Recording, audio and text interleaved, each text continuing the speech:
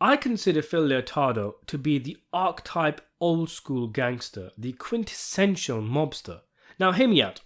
I think the show does this on purpose, as it's there specifically to contrast with the new age of La Cosa Nostra, the ideals of guys like Tony Soprano, which are far away from people like Phil.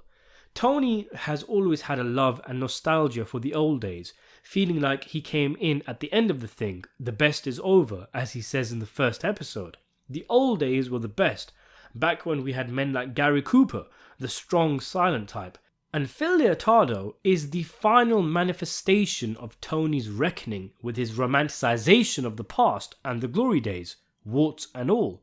Previous renditions include Richie, fresh out of the can, violent, stubborn, unlikable, and not of much use. Then came Fitch Lamana, equally violent and stubborn, but likable and very popular. These are men of the past, men who Tony would have looked up to and wanted to be like when he was a young mobster, or maybe even as a teenager, struggling in college football with his small hands. Your father never had the makings of a varsity athlete. And the final form of this old violent gangster out of the can, out into a world that has moved on from him, is Phil Leotardo, a man with 200 soldiers in his family, boss of the much more powerful Lupatazzi crime family. Now you might say, Cine, how can you say that? How can you compare the Shah of Iran to the likes of Gary Cooper? Phil is emotional, he's like a child, he's petty, insecure, and he can't let things go. But that's precisely the point.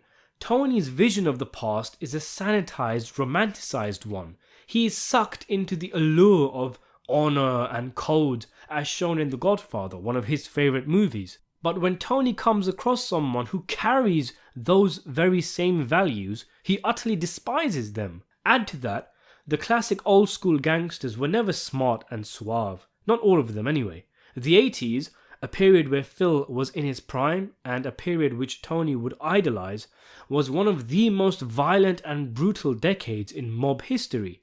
Think back to Boardwalk Empire.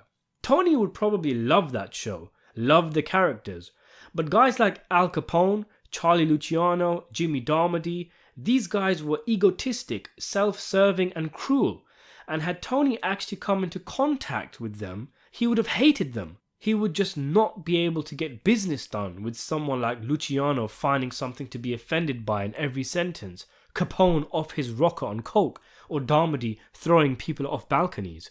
Phil is a real-life manifestation of those kind of characters.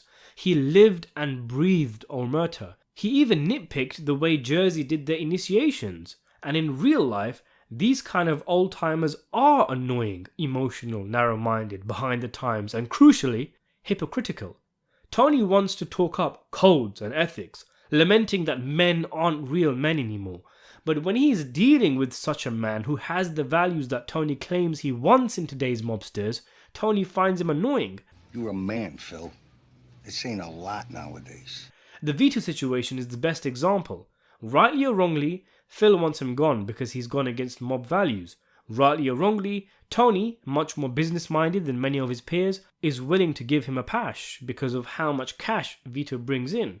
They are at loggerheads, and that's because Phil represents the old ways and Tony the new. Thing about the old days, they the old days.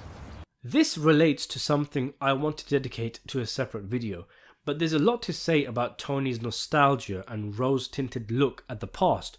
For example, coming to terms with his father not being a great man in therapy took a long while. Tony has a love of old gangsters, but guys like Feach and Richie are a major problem for him. There's the nostalgia, and then there's the blunt reality. Phil is that reality.